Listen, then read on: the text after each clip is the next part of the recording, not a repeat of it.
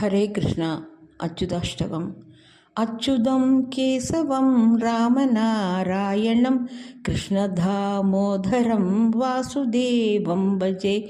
శ్రీధరం మాధవం గోపికా వల్లభం జానకీనాయకం రామచంద్రం భజే. అచ్యుతం కేశవం సత్యభామాధవం మాధవం శ్రీధరం రాధికా రాజినే ఇందిరా మందిరం సేదసా సుందరం దేవకీ నందనం నందితం సంజయే.